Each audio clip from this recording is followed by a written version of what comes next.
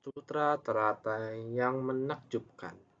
Bab 11, Kemunculan Stupa Mustika.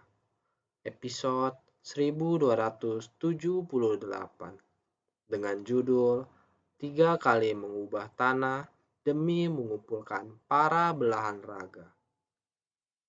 Para Buddha menggunakan kekuatan dari metode terampil membimbing para makhluk yang memiliki jalinan jodoh di setiap tempat. Belahan raga membabarkan dharma pada 10 penjuru dan menampakkan aspek pencapaian kebudayaan. Dalam Sutra Teratai bab kemunculan stupa mustika dikatakan, kalau demi mengumpulkan para belahan raga dari Tathagata Sakyamuni, Buddha 3 kali mengubah tanah. Para Buddha menggunakan kekuatan dari metode terampil membimbing para makhluk yang memiliki jalinan jodoh di setiap tempat. Bukankah sudah sering kita bahas, Buddha Sakyamuni dan para Buddha di masa lalu apakah sama semua? Semua Buddha memiliki ajaran yang sama, akumulasi dari kehidupan dalam kalpa yang tak terhingga. Semua Buddha adalah demi para makhluk di dunia. Karena sebersit kegelapan batin dari para makhluk sehingga menyebabkan kita bertumimbal lahir di 6 alam. Bagaimana hendak menolong para makhluk? Para makhluk keras kepala dan sulit ditundukkan. Meski Buddha sudah berupaya mengajar dengan berbagai cara, tetapi ada berapa banyak orang yang benar-benar mengerti isi hati Buddha dan memahami akan ajaran Buddha? Namun, para Buddha tidak akan meninggalkan kita. Masih tetap membimbing dengan sabar dan secara sistematis. Ini karena para Buddha dan Bodhisattva penuh welas asih, hendak menolong para makhluk. Mereka menggunakan berbagai metode untuk membimbing, karena penderitaan para makhluk itu tak terbatas. Setiap orang punya kesulitan masing-masing. Ada penderitaan secara batiniah, ada pula yang menderita akibat kondisi lingkungan yang realistis. Apakah itu dalam jiwa atau raga? Penderitaannya sungguh banyak tak terkira. Sehingga semua Buddha menggunakan metode terampil untuk membimbing para makhluk yang memiliki jalinan jodoh di setiap tempat. Hal ini tak dapat dilakukan oleh satu orang saja. Metode terampil dari Buddha mesti dilakukan oleh semua orang. Banyak yang ikut membimbing orang lain, semua bersatu hati dan satu tekad. Kita bisa masuk ke tengah orang banyak dan membimbing semua orang pada saat yang sama. Belahan raga membabarkan dharma pada 10 penjuru dan menampakkan aspek pencapaian kebudayaan. Sebenarnya, berbagai belahan raga ini seperti yang telah saya ceritakan kepada semua orang selama beberapa hari. Ini adalah sebuah perumpamaan dharma. Dharma sejati tidak berbentuk. Ada di dalam konsep pemikiran kita. Ketika setiap orang dapat menyatukan welas asih dan kekuatan pikiran mereka, mereka dapat bekerja bersama untuk melayani makhluk hidup yang di dunia. Kita harus melakukan ini dengan niat yang sama dan dengan prinsip yang sama. Setiap orang pada hakikatnya memiliki tata. Setiap orang memiliki sifat hakiki kebudayaan. Sifat hakiki kebudayaan adalah dharma sejati. Kita sering mendiskusikan ini di masa lalu, bagaimana selama kita semua memiliki niat yang sama, maka kita dapat pergi ke tempat yang berbeda. Dengan prinsip dan tujuan yang sama. Kita dapat pergi ke tempat yang berbeda, bersumbangsi untuk makhluk hidup lain yang menderita. Inilah yang diartikan sebagai belahan raga. Dengan prinsip yang sama, ini hanya dengan penampilan kita, penampilan dari manusia, para makhluk, penampilan manusia sama seperti kita baru-baru ini. Tahun 2016 ada banyak kisah yang menyentuh hati. Baru-baru ini ada 20 negara, hampir 700 orang dari SECI International Medical Association atau disingkat TIMA. Setiap tahun di saat ini, festival musim gugur pada penanggalan lunar bulan 8 festival musim gugur selama 20 tahun. Setiap tahun di saat ini, semua orang bertemu kembali, berkumpul bersama di Hualien. Sangat bersyukur sekali. Bersyukur kepada mereka yang tinggal di luar negeri, di negara lain yang berbeda, baik di selatan, barat, utara, maupun timur, dan 4 mata angin tengah, para dokter dari 4 penjuru, ada apoteker, ada analis teknologi laboratorium kesehatan, perawat, dan lainnya. Semua orang bersatu hati bersama di negara mereka yang berbeda-beda demi untuk warga setempat dan makhluk hidup yang menderita. Bersumbangsi dengan cinta kasih universal dan tanpa pamrih. Ini telah berlangsung selama bertahun-tahun. Pikirkan, bukankah ini adalah sebuah jalinan jodoh? Bukankah ini artinya mempunyai misi yang sama, niat hati yang sama? Ini adalah hati Buddha. Hati maha welas asih dari Buddha, menaruh iba kepada semua makhluk, tidak tega para makhluk mengalami penderitaan. Mereka memiliki hati yang sama, tersebar ke negara yang berbeda untuk bersumbangsi. Ini adalah seperti belahan raga di 10 penjuru. Setiap tahun bersama-sama kembali ke satu tempat. Di saat ini, tidak takut akan musim topan. Selama beberapa tahun selalu bertemu dengan topan. Tahun lalu juga sama. Selama beberapa tahun terakhir, kalau diingat-ingat kembali, setiap orang masih tetap bersukacita. Tekad pembinaan diri tidak mundur.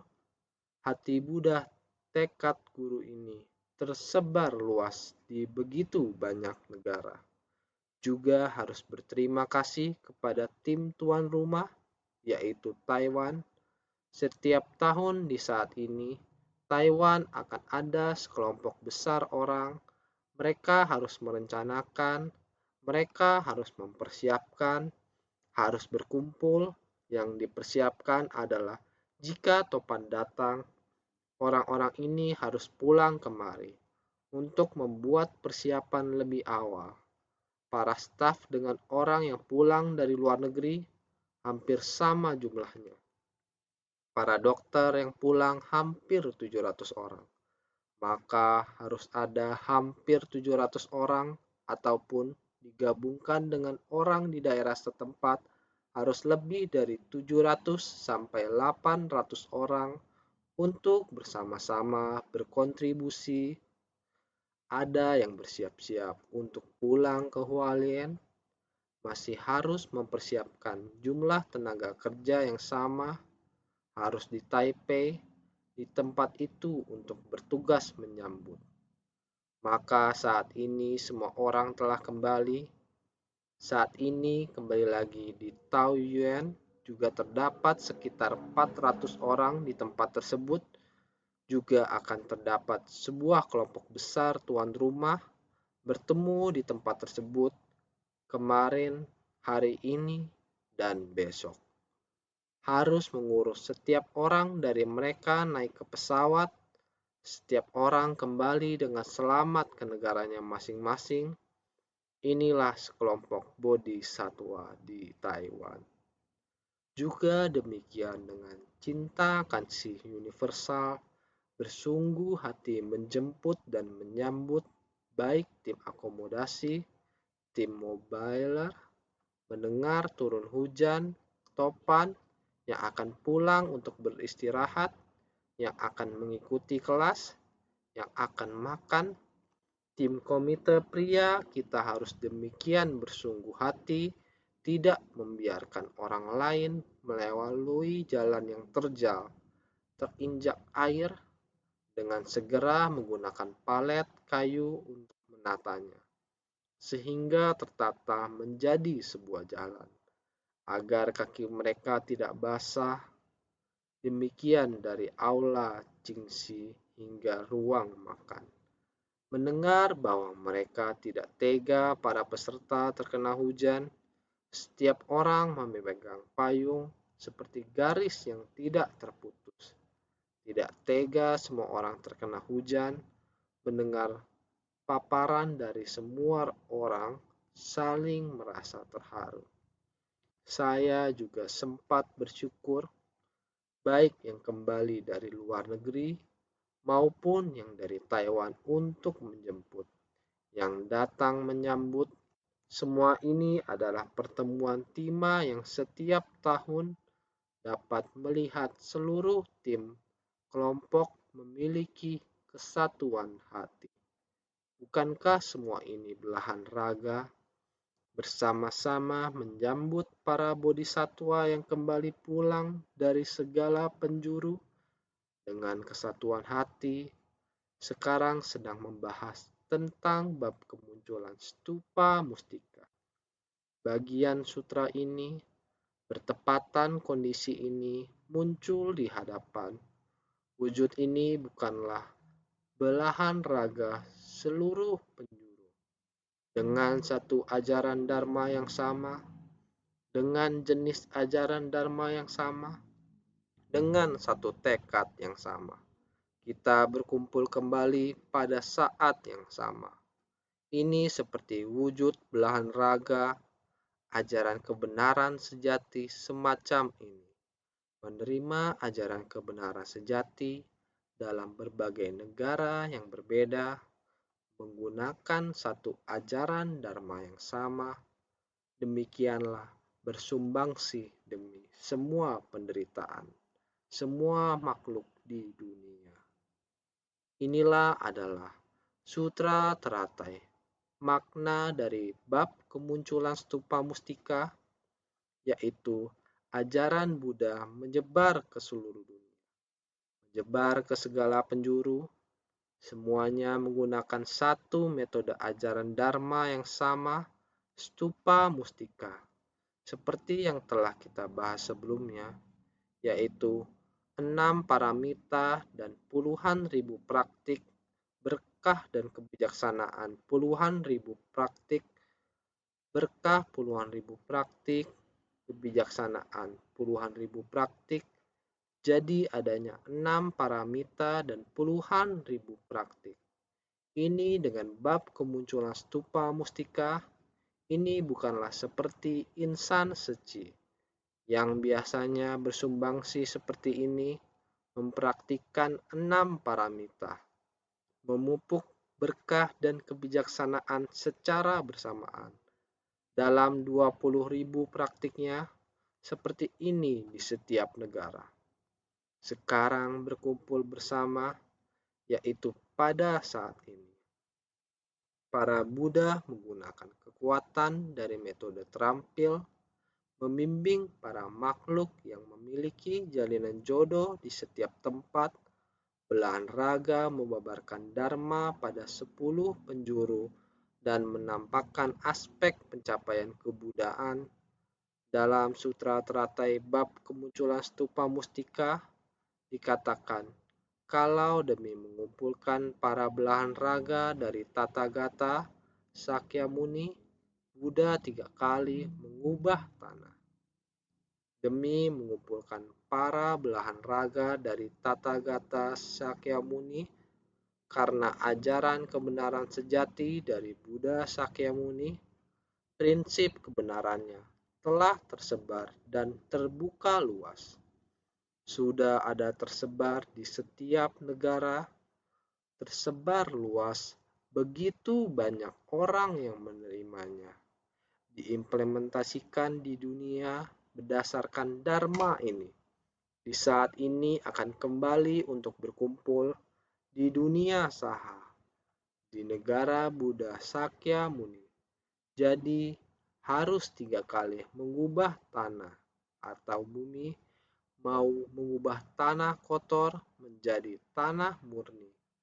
Semua pegunungan, sungai, dan bumi menjadi sebuah lahan tanah murni demi menyambut kedatangan orang yang banyak, yakni merupakan sebuah ladang yang penuh berkah. Juga harus menjadi tempat berkumpulnya para bodhisattva, makanya harus 3 kali mengubah tanah.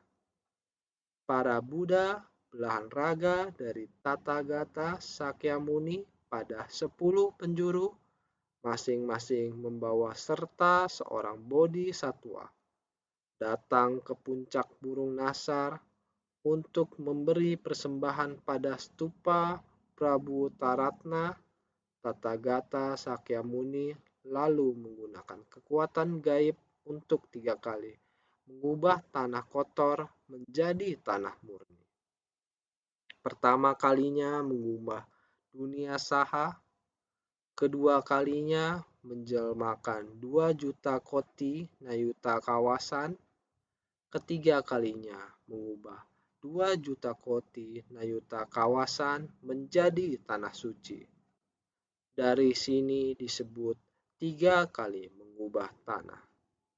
Buddha belahan raga dari Tathagata Sakyamuni pada 10 penjuru, masing-masing membawa serta seorang bodhisattva, datang ke puncak burung nasar untuk memberi persembahan pada stupa Prabu Taratna. Sekarang semua orang telah berkumpul. Para Buddha belahan raga semuanya berkumpul, datang ke persamuhan puncak burung nasar. Persamuhan puncak burung nasar adalah tempat di mana Buddha membabarkan Sutra Teratai. Sutra Teratai adalah tempat pelatihan untuk mengajarkan ajaran bodhisattva. Oleh karena itu, ketika para Buddha dari 10 penjuru datang, setiap Buddha membawa serta bodhisattva yang turut datang bersamanya. Kembali ke persamuhan puncak burung nasar. Ini adalah Sutra Teratai bab kemunculan stupa mustika. Makna dari sutra untuk menjelaskan kondisi tersebut. Makna di dalam sutra, Tathagata Sakyamuni lalu menggunakan kekuatan gaib untuk 3 kali mengubah tanah kotor menjadi tanah murni. Dunia Saha adalah dunia yang sangat rumit. Tetapi dari segala penjuru, semua orang yang memiliki tekad dan tujuan yang sama turut berkumpul. Dan tidak ada batin yang kotor dan pikiran yang bercabang-cabang. Beberapa hari yang lalu, kita juga membahas ini menunjukkan lahan batin kita. Setiap manusia memiliki stupa di puncak burung nasar. Setiap manusia hendaknya melatih diri di dalam stupa batin. Setiap orang memiliki tempat pelatihan puncak burung nasar. Setiap orang juga menerima jalan bodhisattva yang diajarkan Buddha, maka jalan bodhisattva ini diselesaikan di persamuan puncak burung nasar. Oleh karena itu, semua orang kembali ke persamuan puncak burung nasar, yaitu tempat pelatihan puncak burung nasar telah berada di puncak burung nasar. Jadi dikatakan, pertama kalinya mengubah dunia Saha, kedua kalinya menjelmakan 2 juta koti Nayuta kawasan, terdapat begitu banyaknya negeri. Tidak hanya dunia saha ini saja, tetapi masih ada banyak sekali negeri. Banyaknya sampai tidak dapat dihitung. Kira-kira menggunakan ungkapan 2 juta koti nayuta karena tidak dapat dihitung lagi. Sehingga disebut dengan nayuta, sangat banyak sekali negeri. Kemudian menjelmakan, mengubah 2 juta koti nayuta kawasan menjadi tanah suci, artinya adalah mengubah dunia saha ini. Sebelumnya juga pernah dijelaskan bahwa dunia saha disebut juga tempat berdiam dari para makhluk pada 5 alam tumimbal, lahir, kebaikan dan kejahatan berbaur di dunia saha ini. Sang Buddha mengubah dunia saha ini, tempat berdiam dari para makhluk pada 5 alam tumimbal lahir, menjadi tanah suci dari 4 makhluk suci, yakni tempat mendengarkan dharma, tempat yang murni dan suci. Kemudian menjelmakan lagi, tidak hanya di dunia kita para makhluk awam, praktisi awal dan bodhisatwa, kita juga masih harus memperluas alam bodhisatwa ini. Jadi bisa ada alam yang sangat luas dan panjang. Tidak hanya ada di Taiwan, juga masih ada begitu banyak negara yang bisa kembali ke Taiwan. Seperti inilah jika menggunakan Taiwan sebagai perumpamaan. Kondisi batin Sang Buddha dijadikan sebagai perumpamaan. Melebihi dunia saha kita, melebihi dunia makhluk awam. Oleh karena itu, perubahan pertama, perubahan kedua, dan perubahan yang lebih lanjut. Hal ini dinamakan 3 perubahan.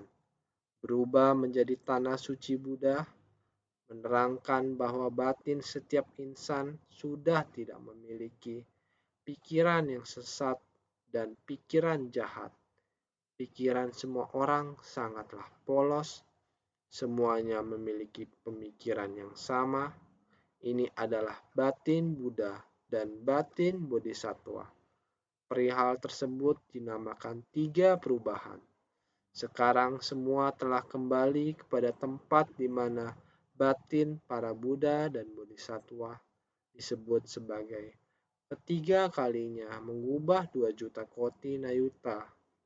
Nayuta memiliki makna jumlah yang tidak dapat dihitung. Tanah yang jumlahnya tidak dapat dihitung sekarang dinamakan tanah suci. Telah berubah menjadi tanah suci. Ini adalah 3 perubahan. Ada yang pertama, kedua, dan terakhir. Satu persatu dan tanpa terputus, dari kendaraan kecil, kendaraan menengah, semua insan telah membangkitkan tekad kendaraan besar.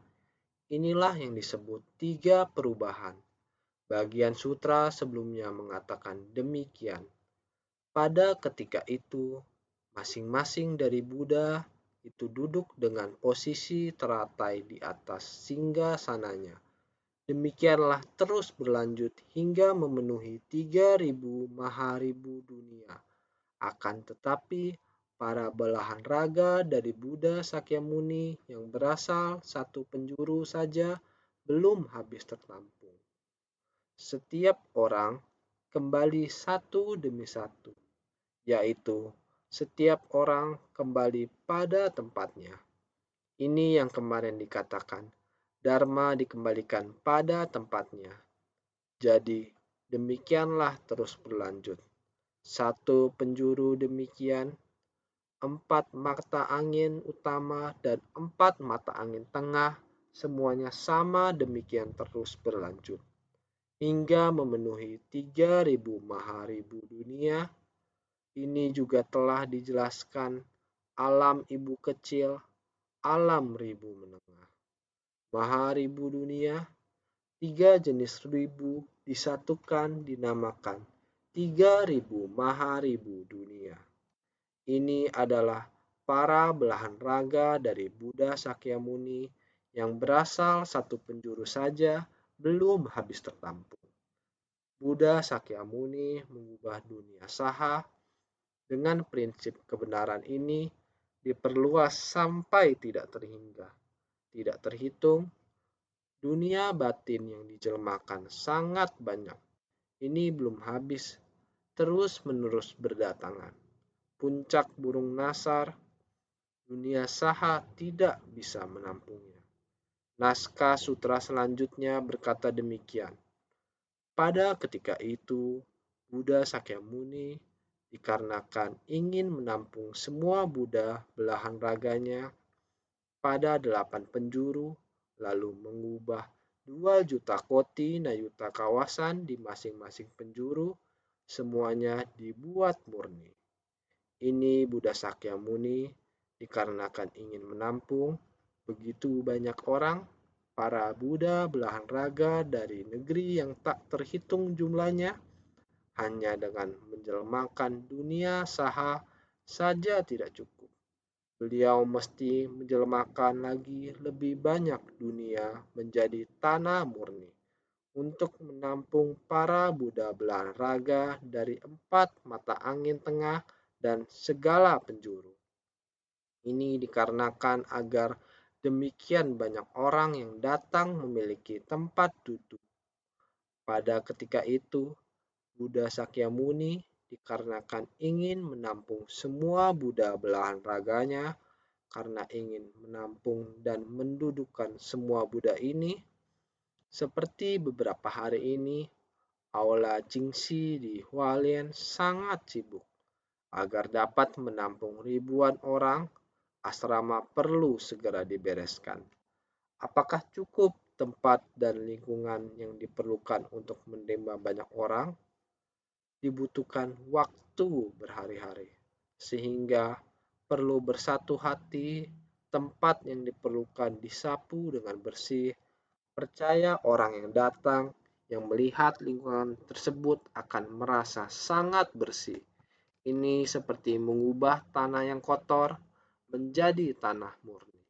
Di mana ada debu, maka perlu dibersihkan dengan sangat bersih. Berbagai hal yang berhubungan dengan tempat untuk beristirahat seperti spray, ameniti, selimut, dan lain-lain harus dicuci ulang, dipasang, dan ditata kembali. Ini seperti posisi semua orang yang datang akan mendapatkan tempat. Ini merupakan konsep yang sama. Pada satu kawasan yang ditransformasikan oleh Buddha, para belahan raga pada satu penjuru saja tidak cukup ditampung. Para belahan raga pada 10 penjuru datang bagaikan awan bergulung, banyak dan berdekat-dekatan, sehingga harus mengubah kembali. Pada satu kawasan yang ditransformasikan oleh Buddha, di ruangan ini di mana semua orang akan berkumpul, butuh banyak orang untuk membersihkan sepenuhnya. Ini seperti bagaimana Buddha mengubah alam di dunia saha. Orang-orang dari tempat lain akan datang, belahan raga dari satu penjuru belum sepenuhnya diakomodasi. Ini seperti ruang kita sendiri di sini, kita juga harus bersiap di Taipei. Selain ruang kita di sini di Hualien, yang dibersihkan semua orang dengan sangat bersih, kita juga menyiapkan 3 lokasi di Taipei. Relawan kita membersihkan dan membuat persiapan. Seandainya topan melanda, bagi mereka yang tiba lebih dulu di Taipei dari luar negeri, jika jalan menjadi tidak bisa dilewati, para bodhisatwa ini dari luar negeri tidak akan memiliki cara untuk sampai ke Hualien. Jadi kami juga perlu bersiap 3 lokasi terpisah di Taipei. Menampung dokter-dokter dari luar negeri ini dengan nyaman. Mereka yang berada di Taipei tetap berhubung melalui tautan video. Dengan semua orang tinggal bersama di sana, mereka semua akan aman dan masih bisa berbagi. Ini adalah bagaimana kita mempersiapkan dunia saha, harus menyiapkan agar orang-orang yang kembali memiliki ruang yang mencukupi. Semua orang dapat tinggal dengan sangat aman dan nyaman. Oleh karena itu dikatakan, pada satu kawasan yang ditransformasikan oleh Buddha, yang juga demi Buddha belahan raga, sangat banyak orang yang datang. Belum berakhir tanpa batas. Para belahan raga pada 10 penjuru datang bagaikan awan bergulung, banyak dan berdekat-dekatan. Karena demikian, semua orang datang berkumpul bagaikan awan bergulung, sangat banyak seperti hutan Bodhi. Dengan demikian, sangat banyak yang berkumpul bagaikan awan bergulung, sehingga harus mengubah kembali seperti ini. Begitu banyak bodhisatwa dari tempat lain yang datang. Tempat pelatihan di Taipei tidak begitu besar, dibagi menjadi 3 tempat. Juga harus menampung begitu banyak orang yang datang, memiliki satu tujuan yang sama, yaitu kembali untuk saling berbagi. Oleh karena itu, satu prinsip kebenaran yang sama, tapi wilayah yang berbeda, harus mengatur agar semua orang dapat ditampung. Tahun ini sangat khusus, harus menambah sangat banyak orang. Menyiapkan satu kali untuk berkumpul bersama di Hualien, menyiapkan 3 tempat di Taipei, tersedia dapat di tempat itu juga dapat melalui jaringan online seperti ini saling berbagi bersama.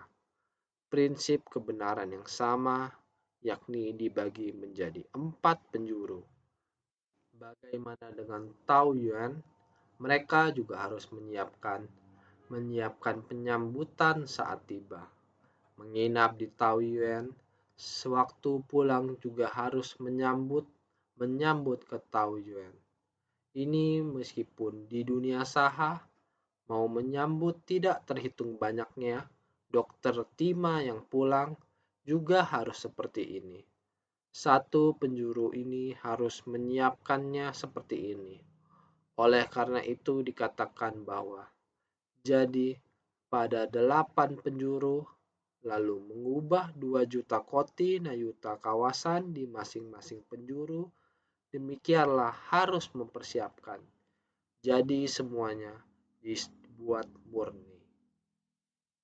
Pada 8 penjuru lalu mengubah 2 juta koti nayuta kawasan di masing-masing penjuru, semuanya dibuat murni. 8 penjuru di sini adalah membentang secara mendatar. 8 penjuru, timur, barat, selatan, utara, serta 4 mata angin tengah, tenggara, barat daya, barat laut, dan timur laut sebagai 8 penjuru di luar dunia saha.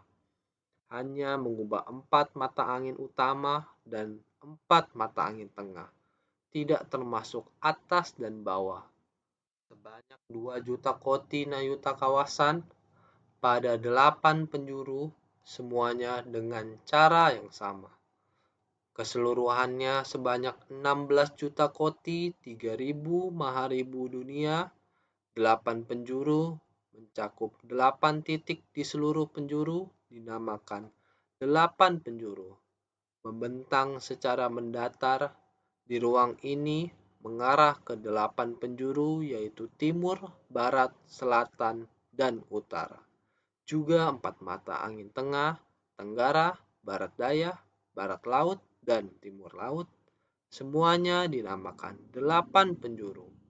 8 penjuru ini berada di luar dunia saha, sehingga hanya mengubah 4 mata angin utama dan 4 mata angin tengah, belum meliputi atas dan bawah.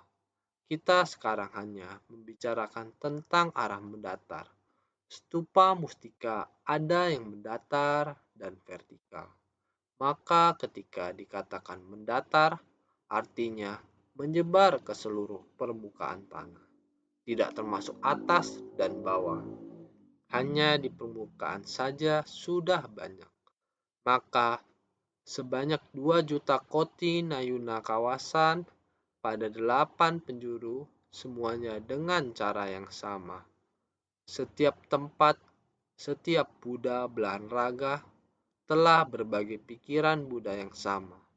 Kembali ke negara kalian, masih tetap dari satu tumbuh menjadi tiada terhingga. Terus menyelamatkan makhluk hidup. Benar-benar tidak terhingga. Jadi, keseluruhannya sebanyak 16 juta koti 3.000 maharibu dunia, 16 juta koti 3.000 maharibu dunia, ini menunjukkan kendaraan kecil. Mulai dari praktik Sravaka atau praktik Pratyeka Buddha sampai menjadi seorang bodhisattva. Ini disebut 3.000 maharibu. 3.000 maharibu dunia ini sebanyak 2 juta koti nayuta kawasan karena 4 mata angin utama dan 4 mata angin tengah, maka disebut 8 penjuru. 8 penjuru lalu bergabung menjadi 16 juta koti. Coba kalian hitung. Satu penjuru ada 2 juta koti nayuta kawasan, 8 penjuru berarti menjadi 16 juta koti 3.000 maharibu dunia, sudah termasuk semuanya.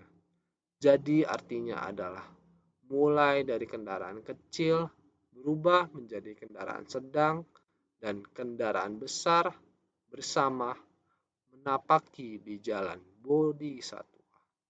Sutra teratai kita adalah demikian, terus-menerus maju dari praktik Sravaka dan praktik Pratyeka Buddha sampai sekarang telah membukakan pintu dari metode terampil dan menunjukkan atribut sejati. Kesamaan yang mereka miliki adalah hati Buddha yang membawa mereka ke kendaraan Buddha bersama. Jadi bersama 3.000 maharibu dunia demi satu dunia. Begitulah kebersamaan. Di dalam sutra ini juga dikatakan bahwa tiada alam neraka, setan kelaparan, binatang dan asura juga memindahkan para dewa ke tanah lain. Tiada alam neraka, setan kelaparan, dan binatang. Para dewa telah dipindahkan ke tempat lain. Ini hanya berbicara tentang penjuru horizontal. Singkat kata, ini menunjukkan dharma, alam neraka, setan kelaparan, dan binatang. Semuanya telah dilenyapkan. Tiada alam neraka, setan kelaparan, binatang, dan asura dikarenakan murni tiada 4 alam sengsara. Disebut sebagai tiada alam neraka, setan kelaparan, binatang, dan asura. Ini adalah 4 alam samsara. Kemurnian ini benar-benar murni, jadi dikatakan tiada 4 alam samsara. Di alam manusia ada hati Buddha, dan ada kebajikan di alam dewa. Jadi ini adalah 2 alam kebajikan selain 4 alam samsara. Ada 2 jalan kebajikan yang ada di dunia. Yang murni, mereka yang ada di alam manusia mengikuti jalan kendaraan besar. Jadi hanya kendaraan besar yang berdiam di dunia, sedangkan asura, kita tahu bahwa di asura ada yang menggarap pahala namun tidak menggarap kebajikan. Asura adalah bahasa Sanskerta yang dalam bahasa kita diterjemahkan sebagai tidak patut. Asura juga disebut tidak patut atau bukan dewa. Para makhluk dari alam ini mungkin berdiam di tepi laut, dasar laut, atau gua di pertengahan gunung Sumeru, Istana mereka didekorasi dengan agung, hati penuh kecurigaan dan kedengkian, suka bertarung. Ini dinamakan alam Asura. Salah satu dari 6 alam tumimbal lahir, dilahirkan kembali ke sana dikarenakan 3 sebab: amarah, kebencian, keangkuhan, dan kecurigaan.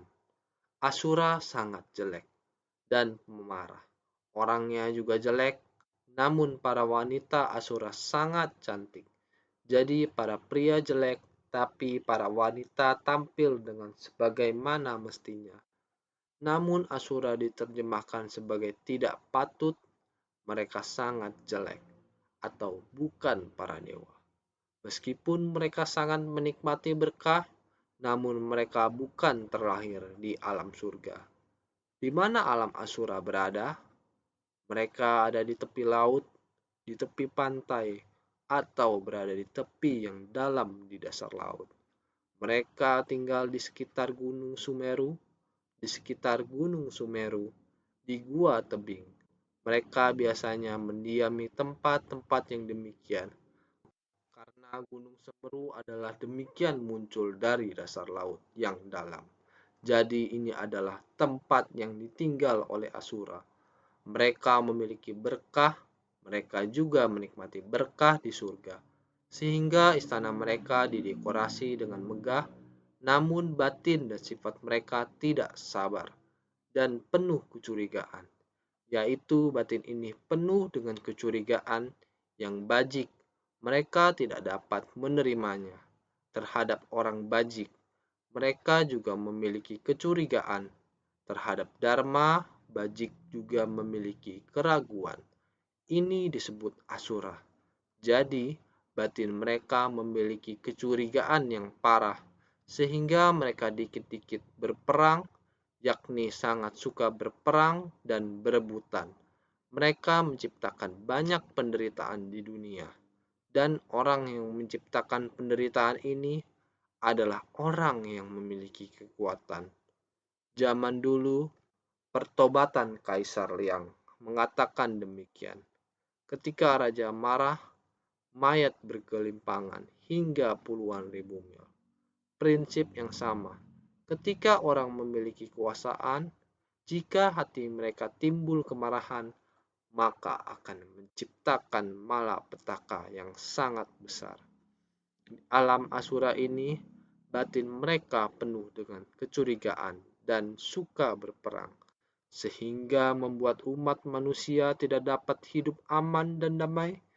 Ini adalah Asura, tapi dia juga memiliki kekuatan. Dia juga ada berkah. Dia harus menjaga suasana hati yang baik. Jika tidak, jika hatinya goyah dan ke arah yang buruk, itu juga akan menjadi kekuatan yang sangat besar. Ini disebut alam Asura. Jadi salah satu dari 6 alam. Di antara 6 alam, Asura adalah gabungan dari 3 sebab ini: amarah, kebencian, keangkuhan, dan kecurigaan. Oleh karena itu terlahir sebagai alam Asura. Di dalam Sutra Teratai ada dikatakan 6 alam atau 5 alam, karena Asura tersebar di alam dewa, sering berkelahi dengan para dewa, tersebar di alam manusia, sering menimbulkan bencana di dunia, tersebar di alam hewan. Beberapa hewan ada yang sangat ganas, tersebar di alam neraka, yaksa, alam yaksa, menghukum makhluk hidup atau alam setan kelaparan, atau di alam hewan dan lain-lain. Di alam manusia, alam dewa, alam neraka, alam hantu kelaparan, dan alam hewan. Ada Asura di dalam itu semua. Asura tersebar di 5 alam. Masih ada. Pada naskah sutra ini, Buddha Sakyamuni demi memenuhi ikrar budi Prabu Taratna, stupa Buddha Prabu Taratna muncul. Buddha Prabu Taratna hendaknya menampakkan diri. Tekad hatinya adalah Buddha Sakyamuni harus mengumpulkan semua belahan raga Buddha, semuanya bersamaan datang ke tempat ini. Maka Buddha Sakyamuni demi menampung begitu banyak belahan raga Buddha, para dewa yang tidak sesuai kapasitasnya dipindahkannya. Ini yang dikatakan beberapa hari yang lalu juga memindahkan para dewa ke tanah lain, hanya menyisakan para hadirin dan memindahkan para dewa, yaitu tekad semua orang harus sama, baru bisa menerima Dharma ini. Dharma yang begitu banyak hendak disatukan, ajaran sempurna ini disatukan, harus memiliki tekad dan jalan yang sama baru bisa menerimanya. Prinsip kebenaran yang sama, kita memiliki begitu banyak bodhisattva dari negara yang tidak sama datang ke Taiwan. Ini juga memiliki tekad yang sama, batin yang sama, bagaimana bisa bertepatan, prinsip kebenaran yang sama. Tapi Buddha juga menggunakan semangatnya, menggunakan ajarannya, semua yang di alam semesta, langit dan bumi, semua prinsip kebenaran dikumpulkan pada satu tempat. Dan bagaimana dengan kita ini di dunia, kebenaran sejati Buddha disebarluaskan di seluruh dunia. Semua orang di dunia, dokter budiman, apoteker budiman, bodhisattva, sangat banyak. Semua berkumpul di sini. Ini ada esensi dan ada wujud. Prinsip kebenaran yang dibabarkan Buddha adalah tiada esensi dan tiada wujud. Hendak mengumpulkan segala dharma di satu tempat, harus ada orang yang bersamaan bisa menerimanya. Alam neraka, alam setan kelaparan, alam hewan juga tidak sanggup menerimanya. Sehingga tidak ada para 8 kelompok dewa dan naga terhadap praktik bodhisattva masih belum sesuai kapasitasnya.